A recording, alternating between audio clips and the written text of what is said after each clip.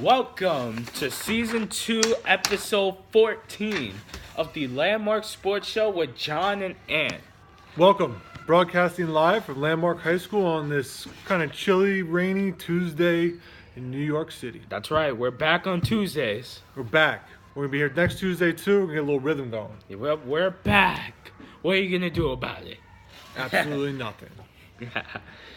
All right. Today, we got a great show for you guys. So, we're going to start off with UFC updates. A lot of stuff this week. That's right. This past weekend, it was a featherweight main event fight between Cub Swanson and Brian Ortega. Great fight. Yeah? Great fight. Back and forth. A lot of excitement. Yup. They were throwing so many punches at each other, barely any takedowns. Yup. And who got the victory? Who did? The young, new kid, Brian Ortega, defeated Cub Swanson by a second-round submission. Now, he tapped him out, or he basically Tapped him out. He tapped him out? Tapped him out. Wow. It was... I was actually shocked that happened. When I saw a Cub tapped out, I said... Was that a big upset? A little bit, actually. Because everybody expected Cub to win. Yeah. That's it. Wow. This guy's for real. Well, we always like when there's good fights like that, right? Oh, absolutely. Yeah, it's always good for the sport. Of course. The sport needs good fights, and we got one. Especially this was a non-pay-per-view, right? Yeah, it was a FS1 card. Yeah, so I feel like the more really good fights they can have that aren't pay-per-view, that maybe more people can watch, it's, for the better. Yeah, exactly. All right. So, moving on. This coming weekend, it's going to be UFC on Fox.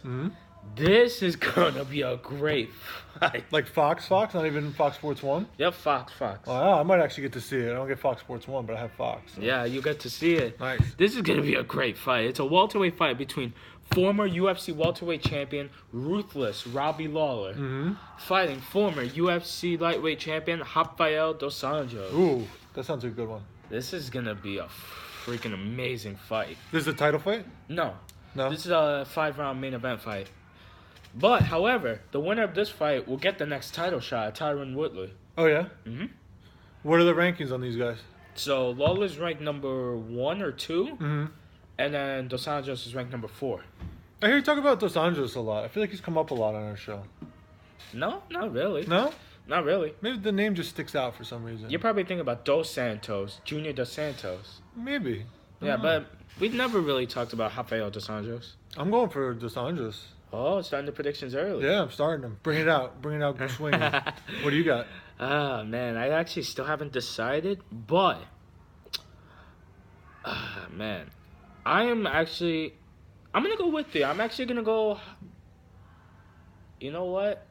Nope. No? Picking against me? I'm going Ruthless Robbie Lawler. All right. However, I would not be surprised if Rafael dos Anjos wins this fight. I actually would like to see him win and get a title shot so he can finish Tyron Woodley. So you think if he gets a title shot, he could win it? Yep. All right. Now, we have 2 new announced title fights. Who we got? At UFC 220 in January, it's going to be on the same card as Daniel Cormier versus Volkan Ozdemir. It is going to be a heavyweight title fight between 2 heavy knockout artists. Stipe Miocic will defend the heavyweight title against Francis Ngannou. Ooh, and Ngannou's the guy that just won last weekend, right? He knocked out Alistair Overeem. That was just brutal. That's going to be a good fight, huh? Yeah. That's a pay-per-view? But the one thing that I do concern about is, can Francis Ngannou defend takedowns? Right. We've never seen him defend it. Because Miocic is really good, right? He's good at wrestling, good at striking. And Ngannou's more of just a striker? Yeah, exactly. We shall see. But I'm excited for that one. I like when the heavyweights get into it. Yeah. And then, folks, George St. Pierre is no longer the UFC middleweight champion. He vacated the belt because he has an illness and he doesn't want to hold up the division. So, Robert the Reaper Whittaker, great name, is now the undisputed UFC middleweight champion. And he will fight the former UFC middleweight champion and former Strikeforce middleweight champion, Luke Rockhold. Oof, that's a good one. Yeah. I like that one. You know what I like about St. Pierre is that he's vacating his belt, like, for good reasons, right? Usually when we hear about vacating belt or your title, it's like drugs, right, or something like that. But he's doing it for the right reasons. Yeah, exactly. I like the St. Pierre guy. The more I learn about him, the more I like him. Yeah. Let's start the predictions early. I've got Robert Whitaker. You thinking Whitaker? Knocking out Rocco. Bless you. Woo! I got Robert Whitaker knocking out Rocco. I'm going Whitaker too. I think the way you've talked him up, I can't go against him. Yeah, we'll get deeper more as that fight comes along. Because that fight's not going to happen until February. Oh, that's not until February. Right, and that fight's actually going to be in Australia. Oh, wow. So that's Whitaker's home field advantage. Yeah, I'm taking Whitaker. All right. Do you want to pick anybody in the Miocic fight yet or not yet? Miocic. Yeah. That's my man. I've got Stipe. I'm going Miocic too. Ah, okay. These big fights, I got to follow you. I can't. I only got so many upsets in my belt. All right. Shall we move on to NFL Week 15? I guess we got to talk about the NFL. Tough. No, just kidding. Tough weekend for me as an Eagles fan. Yeah. Do you want to tell them what happened? Yeah, if you don't know already, Carson Wentz had just thrown the touchdown pass to set the franchise record for a season, touchdown passes, 33. And then he came out of the game, torn ACL, done for the season. Probably won't be ready for the start of next season because usually it's around a 12-month injury. Really deflating. The Eagles won a really exciting game against the Rams, but it's just it feels bittersweet and honestly more bitter than sweet. With Wentz not in there, I, for one, I think Anthony's going to disagree with me, though. I would love to see them sign either Romo or Kaepernick. Get them in there. Let them get a couple games under the belt. The good thing the Eagles have going on right now, they have 3 games. If they win one of them, they still get a bye. If they win 2 of them, they get home field advantage. One's against your Giants, and one's against the Raiders, who have not looked good. So I think if there's ever a time to bring somebody in, let them get some reps. I feel like that'd be the time. I think Kaepernick and Romo's ceiling is higher than Foles. I think when you have a team that you can win the Super Bowl with, you got to go with the high ceiling guy. That's where I'm at. Tony Romo or Colin Kaepernick. Yeah, those are professional, good quarterbacks. Nick Foles is way better than Colin Kaepernick. No, I think Kaepernick's better. No, I think Kaepernick is better than Romo and Kaepernick combined. Romo's tough because he's been out of football. He's got the back stuff. I get that. But Kaepernick, man, he'd look good in that offense. No, because when was the last time he took the 49ers to the playoffs? Oh, right. 2000. Bless. Man, we all sneezing over here today. In the 2012-13 season. And 49ers have not been good. I know. But Kaepernick, sign him. Doug, Howie, sign him. No. Anyway, let's move on to the good stuff. All right, you're right. Let's not bring the tone down here. Yeah. We got a great weekend of football coming up here. Just like last weekend, we got 4 games this week to predict. Yeah, we can't narrow them down. There's too many great games. Exactly. So this first game is on Saturday night. Yeah, that's exciting. Chargers at the Chiefs. Chargers, got to give you a lot of credit. You were on the Chargers before anybody else. You were on the Chargers. And now I was slow to the bandwagon, but now I'm officially on the bandwagon. As Chris Wyman says, join the team. I'm joining the team. They're very good. My fantasy team has been riding Phillip Rivers all season, so I've been feeling good about that. And I think the Chargers are going to take this one. Yep. I got the Chargers winning this game, too. If the Chargers win this game, they take the division. Mm-hmm. I think the winner of this game does take the division. Yeah, I don't know if it's if it would be set 100% yet, but they definitely put themselves in position to because they have the same record right now. So they'd be up at least a game with 2 to play. They definitely put themselves in the driver's seat. Hey, Chargers got an easy remaining schedule. Yeah? Yeah, I think the Chargers win this. And I think they're going to take the AFC West. Yeah, you believed in them when they were 0-4. You're a believer. I told you, mark my words, they were going to be good, and they're on a 4-game winning streak. Yeah, you're absolutely right. How Kansas City still ahead, I have no idea. Because they were on a 4-game losing streak. Yeah. And they get 1 win, and they're ahead of the Chargers. They're kind of going in the wrong direction here.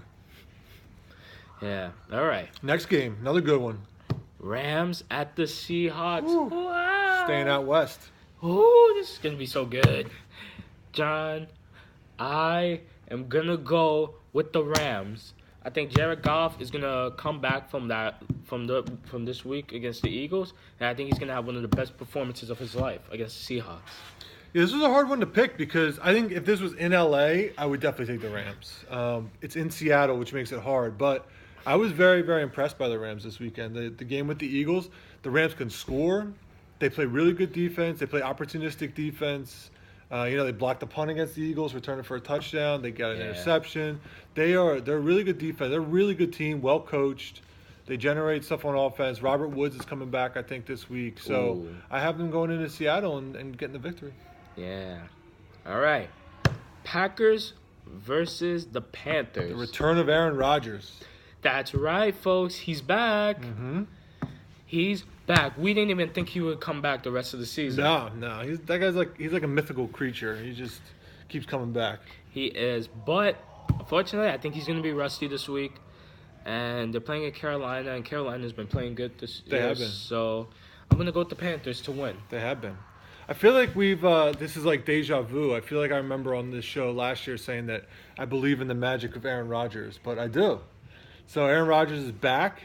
Speaking of my fantasy team, I picked him up. I'm going to plug him in for Phillip Rivers. Phillip Rivers is out. Aaron Rodgers is in. Yeah, got to. He's a magic man. And I think Aaron Rodgers is going to lead him to victory. So even though the Panthers, you're right, are playing really well, I think the Packers are going to go down there and win. Okay. All right. Final game. This is going to be a great game. Last but not least, this game. Patriots versus the Steelers. Ooh.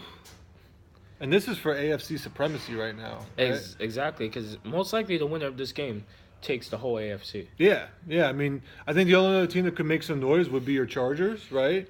But in terms of like who's going to represent the AFC in the Super Bowl, I think it's going to be one of these two teams. Imagine if the Chargers somehow beat one of these two teams and made it to the Super Bowl and won it all. Yeah. That would be nuts. That'd be like your Yankees call from this year. You know, you were picking the Yankees earlier. Yup, Yankees. We're gonna have a great season already. Speaking of the Yankees, you see who they got? Yeah, they got Stanton. Oh my God, him and Judge. Look at the whole lineup. That lineup's gonna be deadly. Woo! We're taking the World Series. I'm calling it. All right, but we got off topic. Yeah, back to football. had to give you a moment with the Yankees. All right, so John, who wins this game? This was another hard one. It's in Pittsburgh, right? But Patriots had a bad loss to the Dolphins last night. Really bad. Yeah. But it seems like every time the Patriots have a bad loss, they rebound, right? I mean, that's a sign of a good coach, of a good quarterback, of really, Hall of Fame coaching quarterback, maybe the two best ever in terms of being together. So I got the Patriots rebounding, winning this game. Okay. Yeah, like you said, Patriots, they had a bad night last night against the Dolphins. Mm-hmm. Personally, I was happy. And this is in Pittsburgh, and I got to go with the Steelers for this one.